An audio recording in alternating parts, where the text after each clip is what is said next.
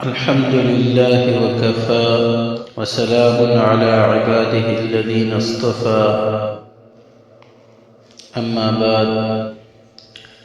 بسم الله الرحمن الرحیم۔ قدیم زمانے سے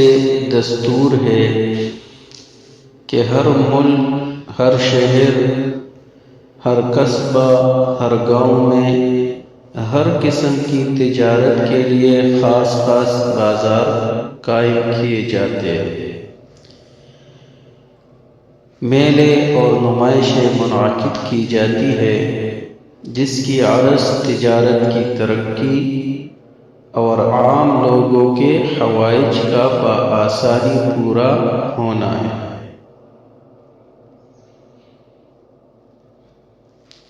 اسی طرح سمجھیے کہ ہر انسان شریعت کی نظر میں ایک تاجر ہے، تو اللہ رب العزت نے اس آخرت کی تجارت کو ترقی دینے کے لیے نمائشیں سالانہ، ہفتہ وار اور ماہانہ مقرر فرمائے ہیں۔ نبی کریم صلی اللہ علیہ وآلہ وسلم نے ارشاد فرمایا ہے، کل من یغدو فبائع نفسہ فمعتقها او موبقها۔ ہر شخص صبح کو اٹھتا ہے تو اپنے نفس کو فروخت کرتا ہے، پھر کوئی اس کو آزاد کرا لیتا ہے اور کوئی ہلاک کر ڈالتا ہے۔ دنیاوی تجارت گاہیں اگر بازار ہے جن کو حدیث میں ابعد البقاع فرمایا گیا ہے، یعنی بدترین مقامات، تو اس دینی تجارت کی جگہ مسجدیں ہیں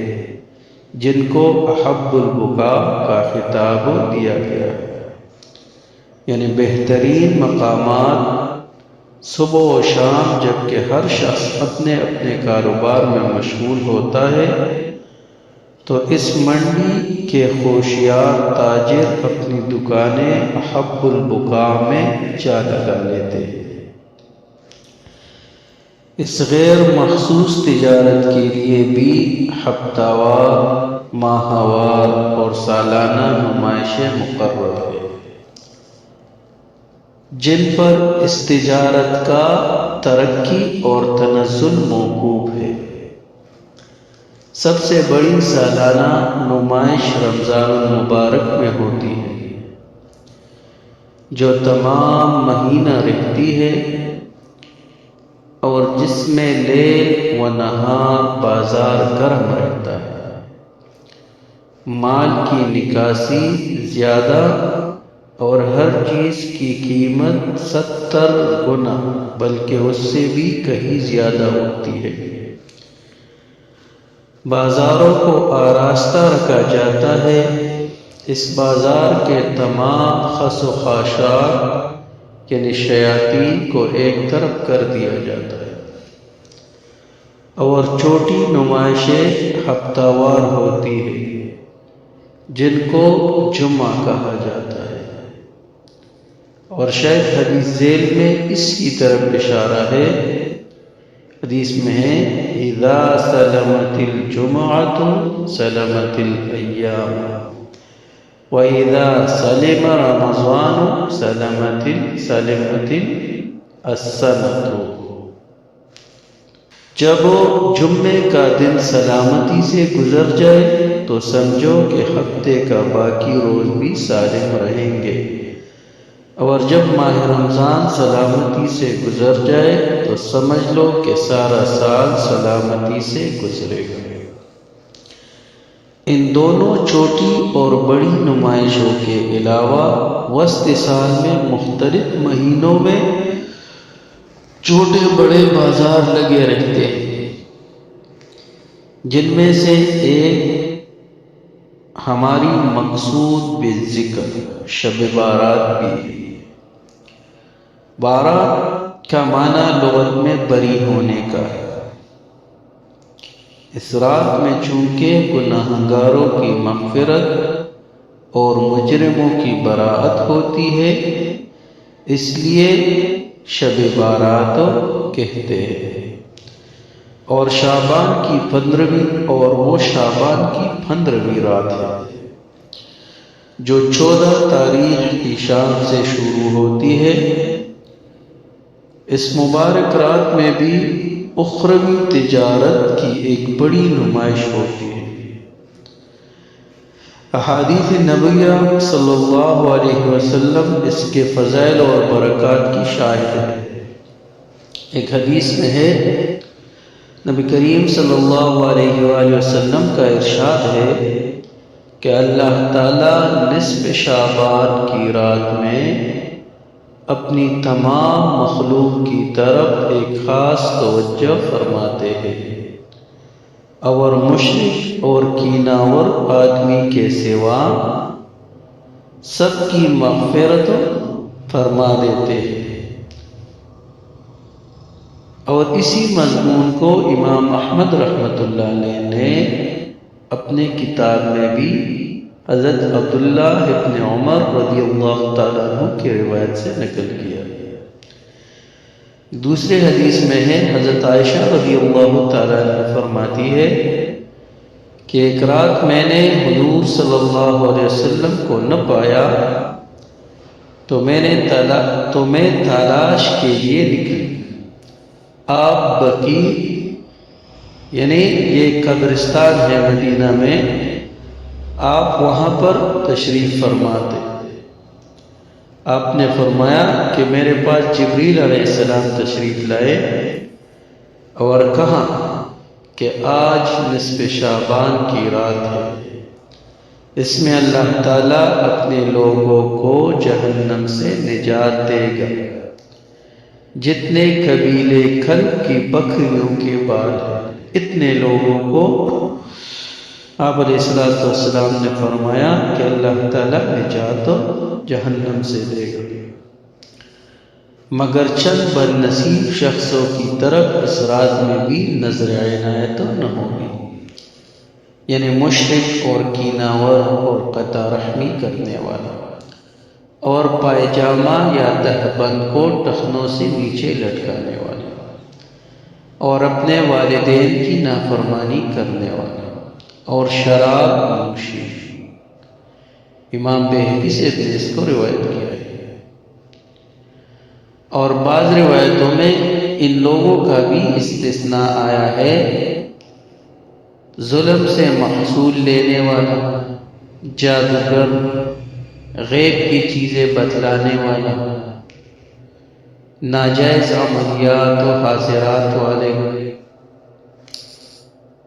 ہاتھوں کے خطوط یا دیگر آثار دیکھ کر آئندہ کے حالات بتلانے والا، ظالم سپاہی، طبل بجانے والا وغیرہ، یہ بعض روایتوں میں ان کا بھی ذکر ہے۔ ایک اور حدیث میں ہے، حضرت عائشہ رضی اللہ تعالیٰ عنہ فرماتی ہے کہ ایک رات حضور صلی اللہ علیہ وآلہ وسلم تہجد کے لیے کھڑے ہوئے، نماز شروع کی اور سجدہ میں پہنچے تو اتنا طویل سجدہ کیا کہ مجھے یہ خطرہ ہو گیا کہ شاید خدا نخواستہ آپ علیہ السلام کی روح قبض ہو گئی، یہاں تک کہ میں پریشان ہو کر اٹھی اور پاس جا کر آپ کے انگوٹھے کو حرکت دی تو آپ نے کچھ حرکت فرمائی، جس سے مجھے اطمینان ہو گیا اور میں اپنی جگہ لوٹ آئی۔ جب آپ نماز سے فارغ ہوئے تو تھوڑے سے کلام کے بعد فرمایا، تم جانتی ہو کہ یہ کون سی رات ہے؟ میں نے عرض کیا، اللہ تعالیٰ اور اس کا رسول علیہ السلام یہ خوب جانتا ہے۔ آپ نے فرمایا، یہ نصف شعبان کی رات ہے، اللہ تعالیٰ اس رات خاص طور سے اہل عالم اہل عالم کی طرف توجہ فرماتے ہیں اور مغفرت مانگنے والوں کی مغفرت اور رحم کی دعا کرنے والوں پر رحم فرماتے ہیں، مگر آپس میں کینہ رکھنے والوں کو اپنے ہی ہاتھ پر چھوڑ دیتے ہیں۔ ایک اور حدیث میں ہے، حضرت علی رضی اللہ تعالیٰ عنہ فرماتے ہیں کہ نبی کریم صلی اللہ علیہ وآلہ وسلم نے ارشاد فرمایا کہ جب نصف شعبان کی رات آئے تو رات کو جاگو اور نماز پڑھو اور دن کو روزہ رکھو، اس لیے کہ اللہ تعالیٰ اس رات کو غروب آفتاب کے وقت سے ہی نیچے کے آسمان پر تجلی فرماتے ہیں اور ارشاد فرماتے ہیں کوئی استغفار کرنے والا کہ ہم اس کی مغفرت کر دیں، ہے کوئی رزق مانگنے والا کہ ہم اسے رزق دیں، ہے کوئی گرفتار بلا کہ ہم اس کو مصیبت سے عافیت دیں۔ یہ صدائے عام اس طرح برابر جاری رہتی ہے یہاں تک کہ صبح صادق ہو جائے۔ اسی طرح ایک اور حدیث میں ارشاد نبی ہے کہ اس رات ہر شخص کی عمریں جو باقی ہے اور ان کو جو کچھ رزق ملنا ہے وہ لکھا جاتا ہے، اور جس کو حج کی توفیق ہوگی وہ بھی لکھا جاتا ہے۔ اسی طرح ایک اور حدیث مبارک ہے، عطا ابن یاسر رضی اللہ تعالیٰ عنہ فرماتے ہیں کہ اس شب میں ملک الموت کو ایک فرد مل جاتا ہے۔ یہ فرد یعنی وہ کاغذ جس پر وہ محرر حساب کتاب درج کرتے ہیں، جو حساب ایک رجسٹر ہم کہہ سکتے ہیں، اور حکم ہوتا ہے کہ جو اس میں درج ہے ان کی جان اس سال میں مقررہ کردہ وقت پر قبض کر لے۔ تو بعض آدمی درخت لگا رہا ہے، بیویوں سے نکاح کر رہا ہے اور مکان تعمیر کر رہا ہے اور اس کا نام مردوں میں لکھا جا چکا ہے۔ بعض مفسرین نے سورہ دخان کی پہلی آیت انا انزلنا فی لیلۃ مبارکہ میں لیل مبارکہ، یہ لیل جو ہے اس کی تفسیر بھی شب بارات سے کی، لیکن محققین کے نزدیک یہ صحیح نہیں، جیسے کہ امام ابن کثیر نے تصریح فرمائی۔ اب جو حدیث مبارکہ ہم نے ذکر فرمائے ہیں، ان احادیث مذکورہ کا خلاصہ یہ ہے کہ شب بارات کے مصنون اعمال رات کو جاگ کر نماز پڑھنا اور ذکر تلاوت میں مشغول رہنا،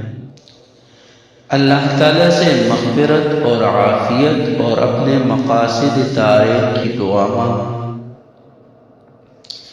اس رات کو کبھی کبھی تنہا قبرستان میں جانا اور مردوں کے لیے دعا اور استغفار کرنا۔ اس کی صبح کو یعنی 15ویں تاریخ کو روزہ رکھنا۔ یہی وجہ ہے کہ صحابہ اور تابعین سے اس رات میں جاگنا اور اعمال مسنونہ پر عمل کرنا قابل اعتماد روایات سے ثابت ہوا ہے۔ ابن حاج مکی مدخل میں تحریر فرماتے ہیں کہ سلف صالحین اس رات کی تعظیم کرتے اور اس کے لیے پہلے سے تیاریاں کرتے۔ یہ اعمال تو مسنون ہیں، ان اعمال کے علاوہ جو کچھ آتش بازی، حلوہ پکانا، چراغ زیادہ جلانا، برتن بدلنا، گھر کا لیپنا وغیرہ وغیرہ جو ہمارے شہروں میں رائج ہے، سب کے سب بدعات ہیں۔ جو در پردہ دین محمدی صلی اللہ علیہ وسلم کی توہین اور تنقیص یا آپ علیہ السلام پر یہ الزام لگانا ہے کہ معاذ اللہ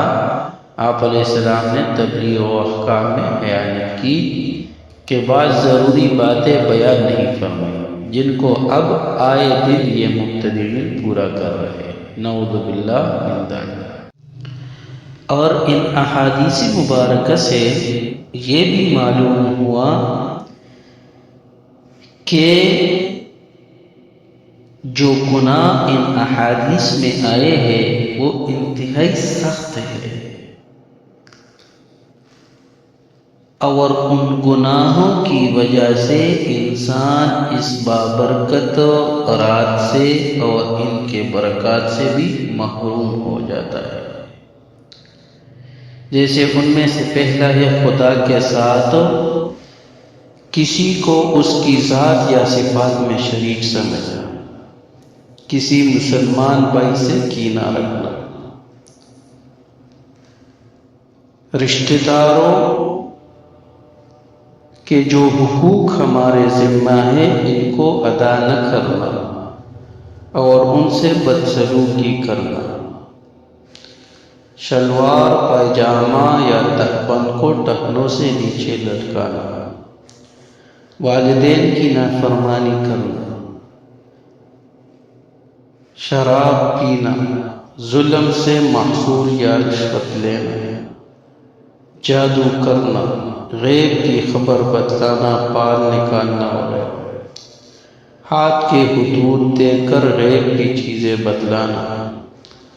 تنبور طبل وغیرہ بجانا اور چوسر کھیلنا۔ تو جو لوگ ان بدعمالیوں میں مبتلا ہوں تو وہ اس رات کی برکت سے محروم رہتے ہیں۔ اللہ رب العزت ہماری حفاظت فرمائے، اور شب بارات کے جو اعمال ہیں نیک ان کے کرنے کے، اور جو